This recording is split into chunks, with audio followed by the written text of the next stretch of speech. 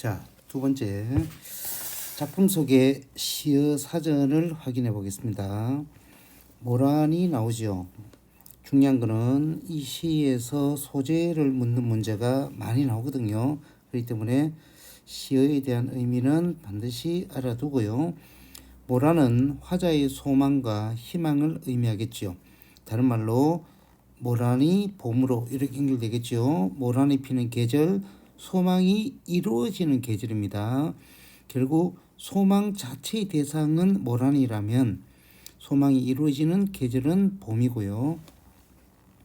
보람이라는 것은 모란을 보는 기쁨이자 소망을 이룬 보람, 즉 개화를 말하겠죠.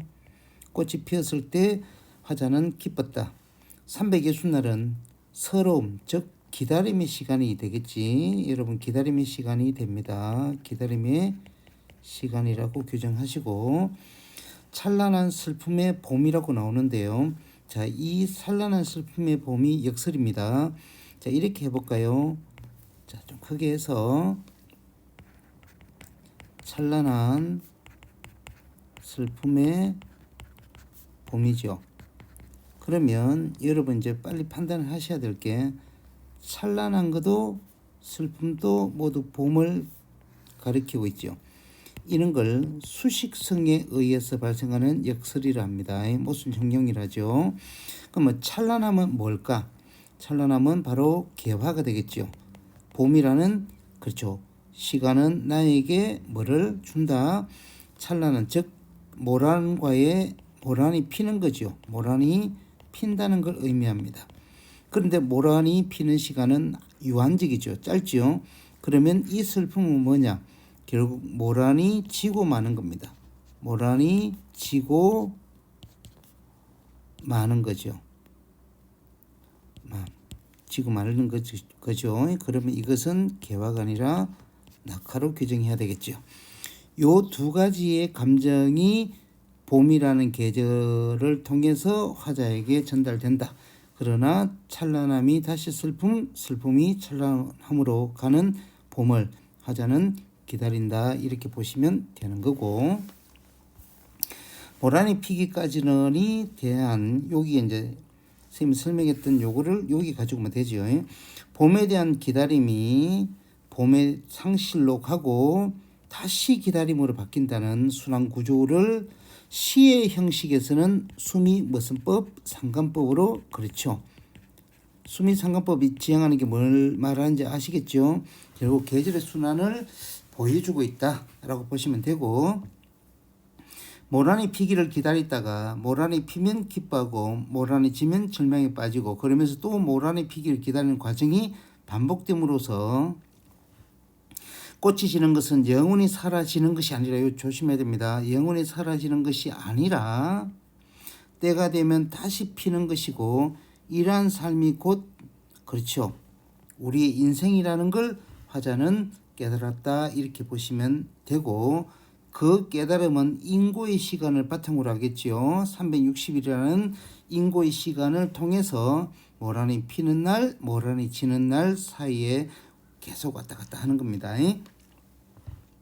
무슨 형용이라는 것은 아까 이야기했다시피 역설을 의미하는데, 수식받는 말과 수식하는 말 사이에 모순이 나타나도록 하는 기법인데, 이 시에 드러나는 시적 화자의 삶의 태도를 통해 이해하자.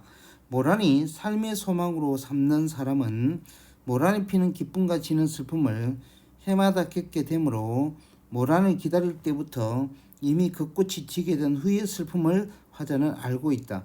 곧 모란이 피는 봄은 꽃이 져버리는 희망과 절망에 공존하는 계절이 되는 겁니다. 봄은 희망과 절망이 공존한다. 이거를 시의 구절로 표현해버리면 찬란한 슬픔의 봄이 되겠죠. 그럼에도 화자는 그 안에서 겪는 소망과 좌절의 과정이 삶 자체라는 걸 깨닫고 소망 실현에 대해서 화자는 뭐 어떤 태도를 취할까 기다림을 취하고 있다. 이렇게 봐야 되겠죠. 시 본문을 볼까요? 화면을 옆으로 좀 돌리겠습니다. 모란이 피기까지는 화자가 추구하는 아름다움 대상 봄 보람과 통하는 이미지로 화자의 소망을 의미한다. 나는 아직, 자, 이 아직이라는 부사가 기다림이 화자에게는 숙명적이요 소망을 포기하지 않았다는 걸 보여주는 아직입니다. 이런 걸 조심해야 됩니다. 나는 아직 나의 봄을 기둘리고 기다리다의 방언입니다. 예, 방언 또 요열에서 나오면 방언이 사용되는 건데요. 보통 이제 시에서는 기둘리고를 안 쓰고 기다리고 이렇게 돼 있을 거예요. 그 다음에 여러분 눈에도 보이지만은 여기에 뭐가 보여요? 뭐뭐 할 테요? 뭐뭐 할 테요? 이렇게 나오지요. 그래서 이러한 동일 구조가 시어가 반복적으로 운율을 형성하고 있다는 걸 알아두시고 모란이 뚝뚝 떨어져 버린 날 무참히 사라져 버리는 전경을 소리로 나타냈다. 청각이다 하는 거 알아두시고 깊은 절망감의 표현이자 하강 이미지가 나타난다. 예, 하강 이미지가 나타난다는 것 알아두시고 나는 비로소 봄을 여인 슬픔에 잠길 텐니다. 꽃이 떨어졌다는 거죠. 올 어느 날 그 하루 무덥던 날 이미 여름을 느끼는 것입니다. 봄에 막바지죠. 결국 봄에 상실로 가는 계절이 여름이야. 떨어져 누운 꽃잎마저 시들어 버리고 상실의 순간, 상실에서 오는 비탄의 정서, 이걸 뭐라 할까요? 허무라고 해야 되겠죠. 그러나 체념은 아닙니다. 왜? 화자는 다시 봄을 기다리기 때문에 체념이란 개념으로 넘어가면 안 됩니다. 천지의 모라는 좌치도 없어지고 뻗쳐오르던 내 보람마저 서운케 무너졌으니 모란이 피었을 때 보람을 잃고 화자의 소망도 사라졌다. 모란이 피지고 나면 그뿐 내 한 해는 다 가고 말더라. 아름다움의 모든 의미를 부여하는 유미주의적 태도가 여기에서 드러난다는 거 알아두고 무슨 말이냐면 화자는 자신의 모든 삶의 가치가 아름다움에 국한되어 있다는 걸 강조하기 위해서 유미적인 어떤 태도를 취하고 있다 이래 보시면 되고요. 그러나 모란이 지고 말면 그뿐이라 했지만은 결국은 360날 섭섭해서 울지만은 화자는 다시 기다림으로 전환하니까 화자의 태도는 변한다 라는 걸 알아두시고 이 360날이 서글픈 감정의 깊이를 시간성을 통해 나타내고 있다는 것도 알아두시면 됩니다. 나는 아직 여기서 아직은 여전히 숙명적 기다림이기 때문에 여러분 1년에 아직하고 연결되는 겁니다.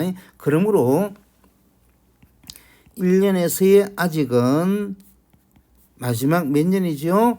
예, 이게 하나, 둘, 셋, 4년이죠. 4년에서의 아직으로 연결됩니다. 이것은 기다림이 지속되고 있다는 걸 의미하는 것과 같습니다. 그래서 찰나나 아까 이야기했죠. 슬픔의 그 봄을 기다리고 있을 테유 했으니까 이렇게 하면 여러분 뭐가 쓰이죠? 도치법이 쓰였다는 것도 알아두면 됩니다. 이 부분은 위에서 설명했던 부분이니까 확인하시고 됐죠. 그 다음에 여기에 보면 찬란한 슬픔의 봄 역설적이다. 찬란함은 지극히 긍정적 대상에 사용하는 관용어다. 슬픔은 부정적인 깊이의 감정이다. 따라서 이 표현이 두 개가 다 나타날 수는 없거든요. 그래서 모순 형용이다. 예, 또는 역설이다. 이렇게 보시면 되는 겁니다. 그래서 봄이라는 계절은 화자에게 이 두 가지 의미를 부여하기 때문에 이런 표현의 동일성을 가지고 있는 게 뭐가 있느냐면요. 여러분 그 정지용의 유리창이라는 시가 있거든요. 이 유리창에 보면 아들을 기다리는 것도 유리고요. 그 아들을 만질 수도 없는 것이 또한 유리입니다. 그래서 유리를 통해 이중적 의미를 부여한다라고 보면 되는 구절이 있습니다. 그래서 유리창이 나오거든 답으로 찍으면 되는 거고요.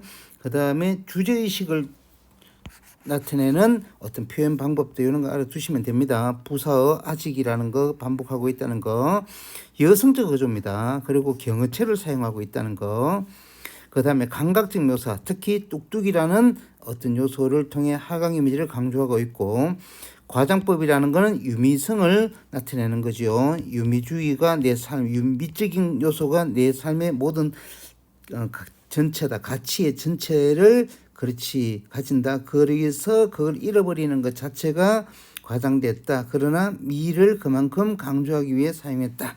이렇게 보시면 됩니다. 그 다음에 역설법이라는 것 이제 아시겠죠? 찬란한 슬픔의 봄, 즉 뭐죠? 모순 형용이라는 것도 알면 됩니다. 그러면 그 뒤에 나오는 내용은 학습 활동의 내용과 여러분 반복되는 거니까 이 부분은 그렇게 보시면 됩니다.